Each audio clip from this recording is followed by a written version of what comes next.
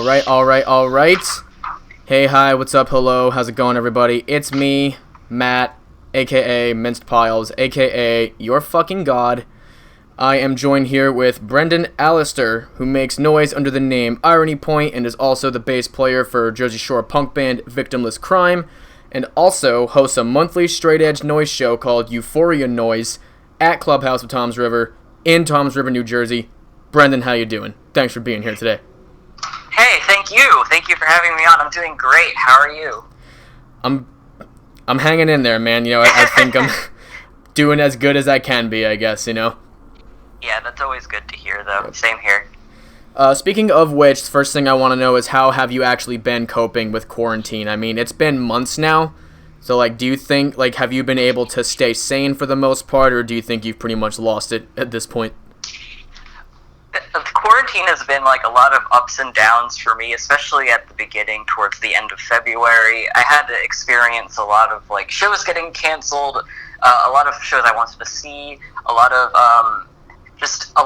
social interaction was based around music and live entertainment. So when that kind of all went away, it was pretty shocking and really affected me. But as we start to like look inside ourselves for inspiration, I tried to get a bit better with motivation and whatnot. So I feel like I'm on the upswing right now, but we'll see how it goes. I've been doing, as they say.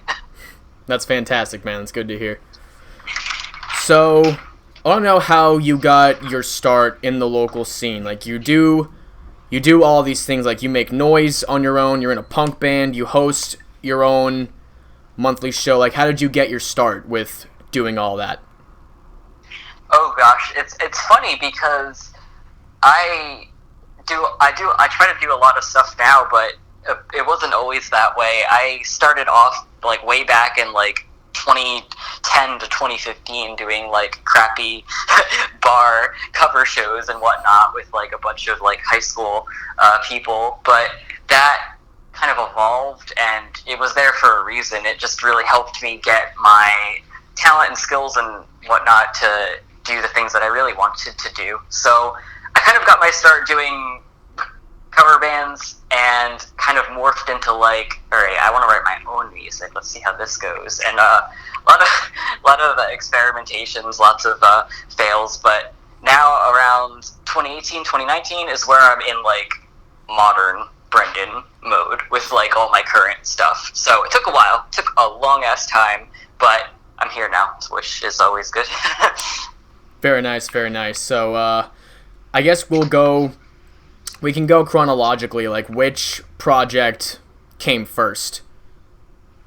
So the first band that I had like a decent involvement in was a band called Anaconda Plan. That was a band of my friend Charlotte Rose, who's from Pine Beach, and that was like more of like a hardcore punk kind of band. We did some original songs, some covers. We played around a lot. We played Brighton Bar like nearly 4 times a month because that was the only place that would take us. So that was really fun.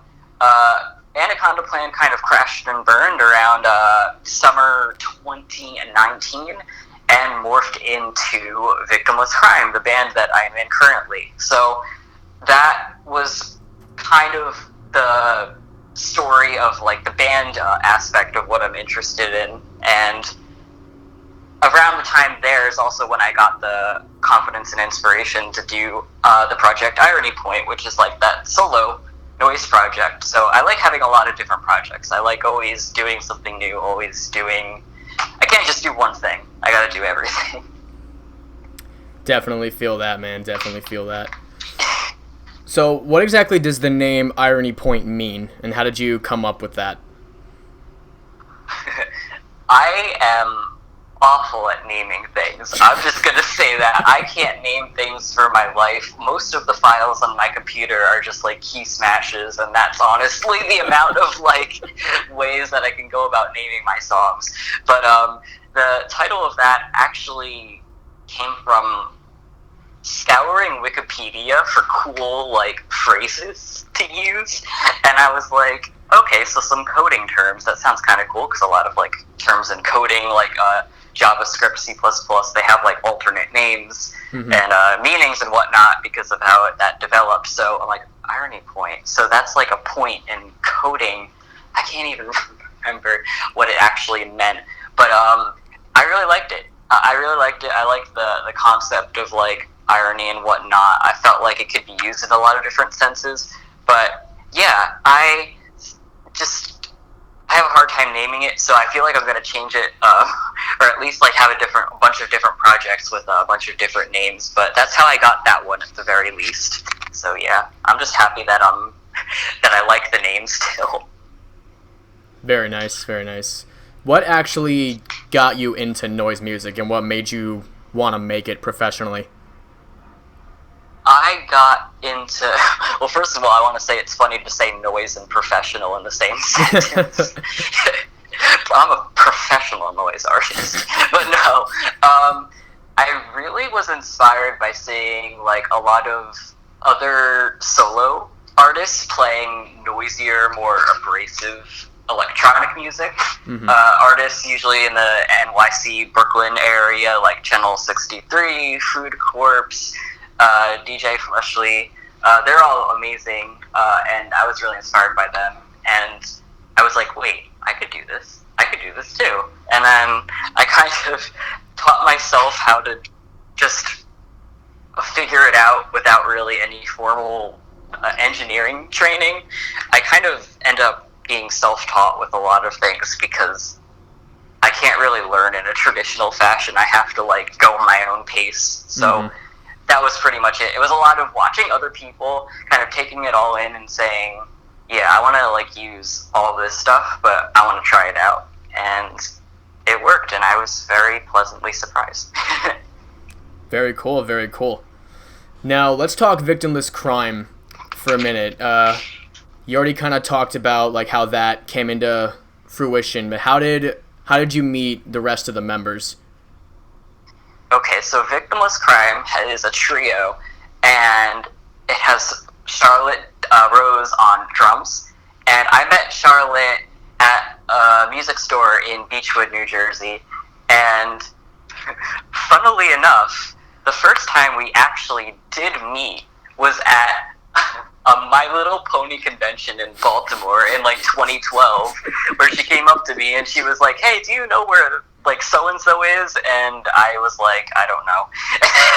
And 3 years later that we met again at Beechwood, and we're like, wait, I think I saw you at a Technicolor horse convention back in the day. And she was like, yeah. So there's always interesting stories there. So we felt like we were the only two people on Earth that really understood how weird each other were, so like we decided to team up. And naturally, Steve is my boyfriend. He's kind of like always hanging around, so like we're like, let's just bring him in. He's a good bassist. Let's just use him and see what happens. And yeah, so Steve is our bassist / general tall guy and funny man, and he is great, and I really like working with him. I do synths, like noise, in the band, and I also try to experiment with some vocals, and I really like the trio aspect. I really like my bandmates. We work well together. Very cool. Now, like, what made you guys want to play in the style that you do play in? Like, is it predominantly punk? I know you just said like you also kind of do like synths and noisy stuff with it. Like, what would you guys categorize yourselves as? So genres are tricky because I feel like in terms of like ethics and mindset, we're pretty hardcore punk, like the DIY, do-it-yourself kind of just raw aggression coming out of someone. But we also like to do other genres and other styles too. Like, I don't feel like we're limited to just one aspect, but I feel like at the basis it's hardcore because of Charlotte's background in loving hardcore punk and whatnot. And we kind of like sprinkled in some other like noisy, we like to do like jams.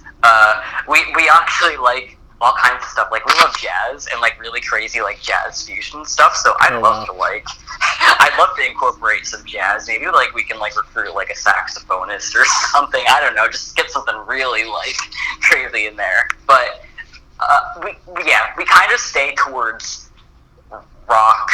I don't even know what that word means now, but I guess we're like hard rock.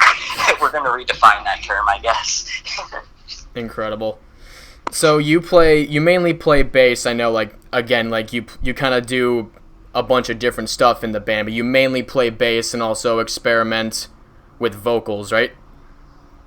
I actually forgot to mention that. I got my start in music actually playing bass with lessons in around 2010 in high school.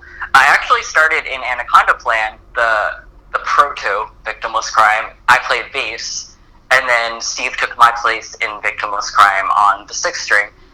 So I don't really play bass in the band anymore, but like I'm still very active on bass, if that makes any sense. Yeah. I like playing a lot of different things. I feel like it's good when a band can play each other's instruments to a varying degree, because it's easy to show someone, like it's easy to like pick up a bass and like show someone how to play it, and we kind of work well together with that. So yeah, still play bass, just not in Victimless though. Okay, that's cool. I respect that. So let's talk about Euphoria Noise for a sec. This is you host these shows. You host these shows once a month at a venue in Toms River called Clubhouse of Toms River. Yes. And this is like a straight edge noise show, right? Yes. How did you come up with this concept? Like, what made you want to make it exclusively straight edge? So I really just straight up wanted to make some sort of recurring mini festival for like noise and just artists that didn't fit anywhere else, just anything that didn't fit into a nice box with like a clear-cut genre. So I really wanted to highlight those types of people, and that started around December, January. It was basically me wanting to bring some variety and weird shit to the shore, because like Jersey Shore, there's not much variety. Yeah. People that live here, like they know. So I don't know. I wanted to get something interesting going, and I wanted to inspire other people to do stuff like that. And about the straight edge aspect, it's actually very interesting, because I, like myself, actually am not a straight edge person, and my bandmates aren't either. But we do, if it makes any sense, we really appreciate and respect the values of being straight edge, and we try to promote it. Okay. So I thought that it would be really nice to have, because I can't think of another, at least a reoccurring show that's straight edge. I know there are occasionally some straight edge shows around New Jersey, like that pop up, but I honestly can't think of, especially a noise show, that's exclusively straight edge. So I don't know, I just wanted to try it out. I wanted to see what the reception would be. I'm really grateful that it's been pretty much overwhelmingly positive. A lot of people are just like, yeah, I'm going to try it out. And then like they leave and they're like, oh yeah, that was kind of cool. So I don't know, I just really like having a time of just people just mentally kind of being in the moment and just sharing that with each other. And it's only for one night, so I feel like I might as well do it. Just, shake it up a bit, Very cool, very cool. How do you normally go about booking artists for this show? Like, do you normally like have an idea about what you want the lineup to be, or do you just kind of reach out to anybody and book whoever says yes?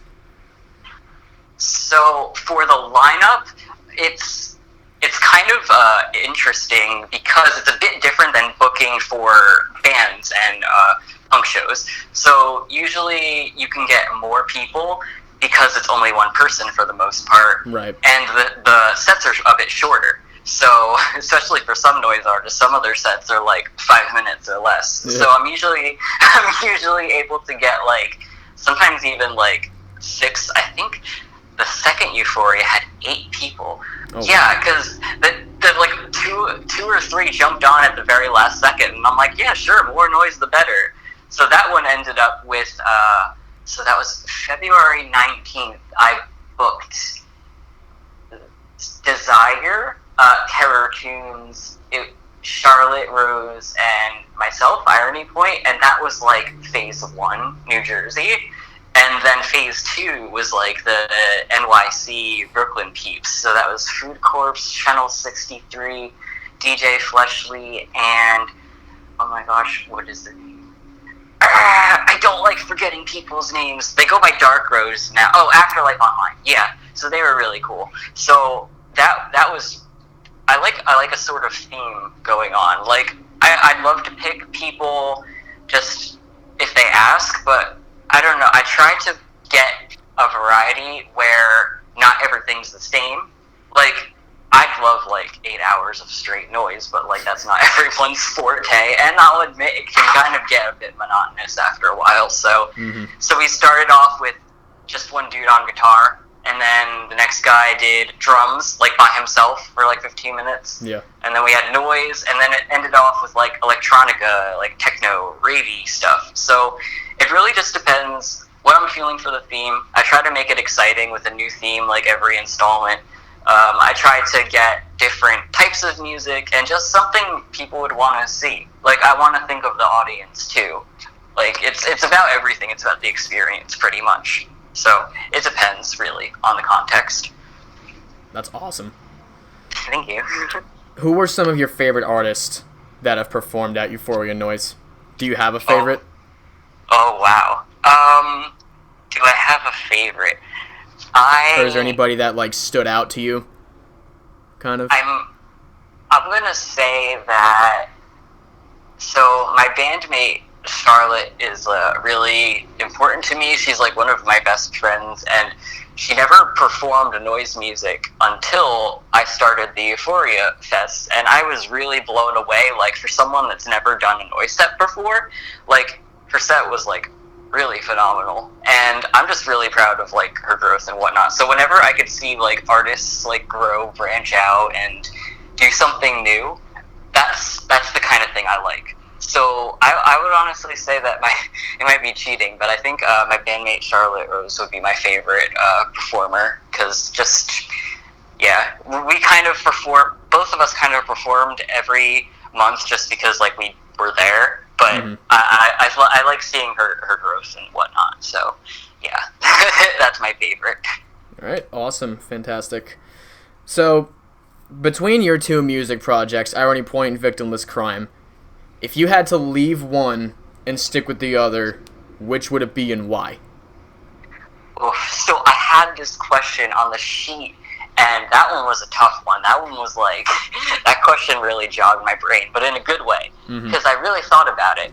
I'm going to be honest, I would keep the Victimless band. And I say that just because it's a collaborative effort.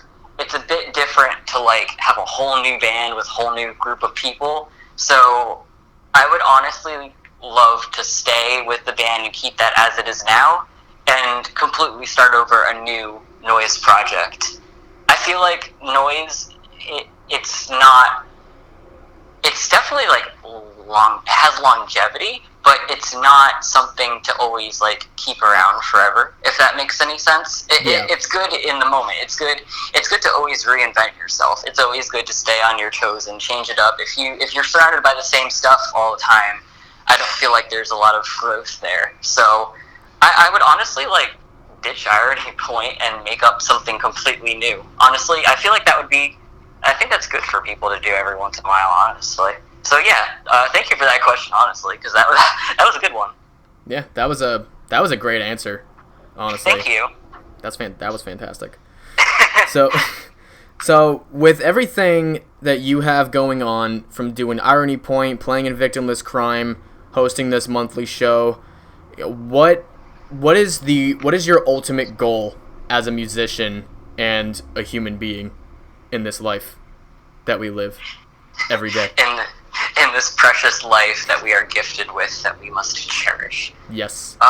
Yes, and I say that unironically too. I really do appreciate the life that I was given.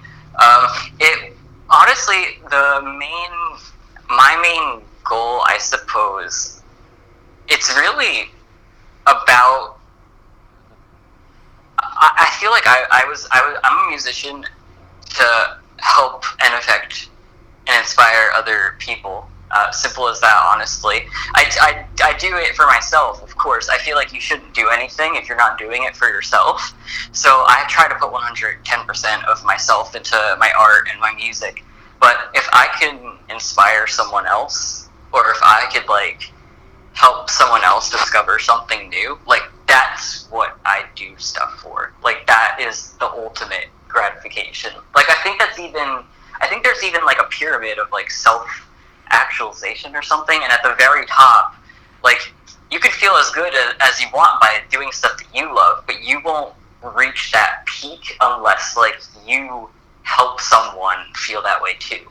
So I feel like, I don't know, I really get a lot of satisfaction and gratification from getting other people to join in on the craziness that I'm doing. So I would say that's why I'm in it. I'm in it to make friends, have fun, be nice, and just, I don't know, just see where life takes us. We're noise musicians, so we're not really destined for anything great or stardom or whatever, so we might as well just be nice and just chill now. Exactly. Well, that was fantastic, man. That was beautiful. Thank you. Any last words before I let you go, Brendan? Oh, gosh. Thank you for having me. Thank you for listening to me ramble quite a bit. This was actually the first time that I did a formal interview, so I'm really happy that it went so well. So thank you for having me on, and shout out to Minced Fucking Piles and your, like, 40 different side projects and craziness, your interview, your radio station. You were actually one of the first people that really, like, got into, like, my music. I think you were doing was it Stockton, your radio show? Yeah. Yeah, that was really cool. And I saw one of my things called, I think, Shimmering Stars was playing, and the cover art was me squatting in the meat locker looking like a cryptid. I love that picture. I was actually not supposed to be in that room. I'm like, Charlotte, take a picture of me squatting like a cryptid. And then, like, one of the people from the meat locker came in. They're like, hey, you're not allowed to be in here. And I'm like, oh, shit. What room was it that you weren't allowed to be in there?